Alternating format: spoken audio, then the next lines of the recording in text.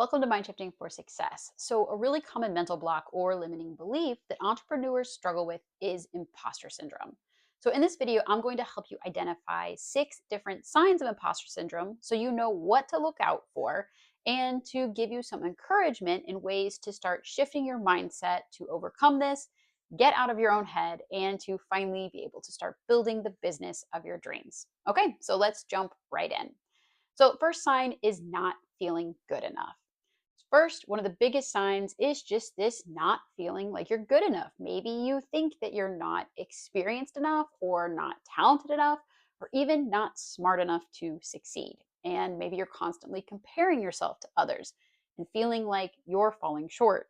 Now, this feeling can make you doubt your abilities and paralyze you, keeping you sort of feeling stuck and keep you from taking the next action and the next steps that are necessary to keep growing and building your business. But here's the truth with this: everyone starts somewhere. Everyone starts with 0 followers, everyone starts with 0 sales, and everyone starts with limited experience. And you are more than enough to be where you are right now. You just have to keep trusting in yourself and keep putting yourself out there, and that growth and that progress is going to happen for you. Okay, so the second sign is questioning your worth or feeling unworthy. If you feel like you don't deserve success, praise, or recognition, this is again another sign of imposter syndrome. Someone compliments you and you think things like, ooh, I don't really deserve that. Or you might wonder, do I really deserve to be here? These feelings can sort of creep in and make you start to question every step you take in your business and how you show up for your audience and present your product or service, and can affect your success. Now, again, here's something to remember with this and to reflect on further. You are inherently worthy of success and happiness. And when you look at other people, do you believe that they are worthy of success and happiness?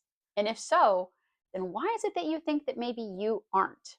And if there is a reason that you think that someone else is worthy, but you aren't, then what action can you take for yourself to start changing that? Okay, now the third sign is feeling like a fraud or feeling like others are going to see you as unqualified.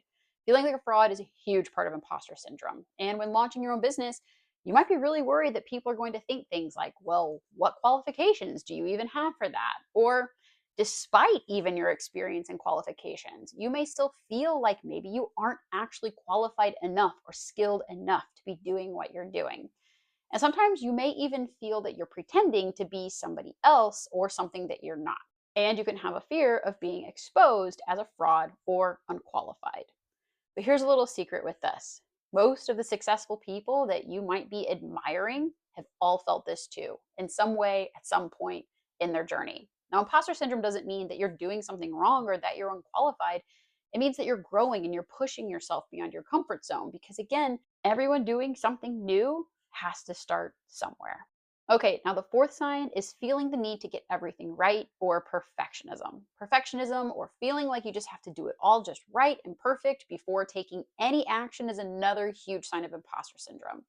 You may be afraid that if things aren't going to be perfect, then again, you're going to fail or be judged.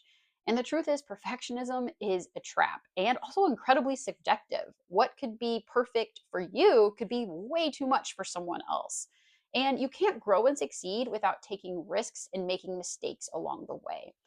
Mistakes actually provide us with lessons to grow and improve from and help you actually create that business that you're dreaming of. Okay, now number 5 is overworking to prove your worth. If you're pushing yourself to the point of burnout in an attempt to prove your worth, you again may be struggling with imposter syndrome. Now, this can look like constantly working late hours, saying yes to everything even when you don't want to, and never taking a break because you're afraid that others are going to think that you're not doing enough, or even in your own mind, you think that you have to prove your value and prove that you are worthy of people investing in your product or service. Now, with this, taking care of yourself is just as important as working hard. You don't need to overwork to prove your value. Again, your value and your worth is inherent, and balance is key to this. Here's something to think on further with this. When you look at other people, do you value people who seem to just be completely overworked and their whole entire life consists of work? Or do you value people who actually appear to have a strong work life balance? And if you balance those that have a good balance between the two, then why aren't you taking the necessary steps to create this for yourself? Okay, now finally, the last one, number 6, is feeling uncomfortable talking about your business. Now, finally, if you are just uncomfortable talking about your business or your accomplishments or your projects that you're working on, this is a sign of imposter syndrome too. Maybe you downplay your success, or you feel like you're maybe bragging if you share any type of achievement that you have. Or you're again just worried that people are going to judge you or question your worth if you share that you're starting a new business. So it's hard to promote yourself because you're not fully believing in yourself and in your worth. The truth with this is that owning your success and owning what you're doing is empowering not only for yourself, but for others. You deserve to be proud of your accomplishments, to share your story, and let others know what you're doing because when you do this, you inspire others to potentially do the same. So think about it further. What inspired you to want to become an entrepreneur and want to build your own business? When you hear others share their stories of success, does it empower and motivate you? Now, if so, then remember that by sharing your own story, you never know whose life it's going to touch and who else you're going to inspire and empower. Okay, so wrap things up. So if you recognize any of these signs in yourself, then please don't worry. You're not alone because imposter syndrome affects so many people, but it doesn't have to control you or hold you back.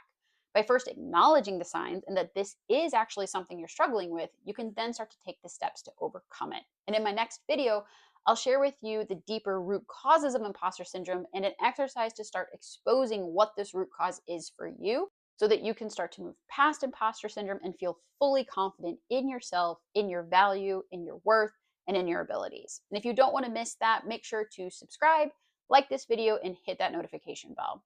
Thank you so much for watching. And remember, you are more than enough and you've got this.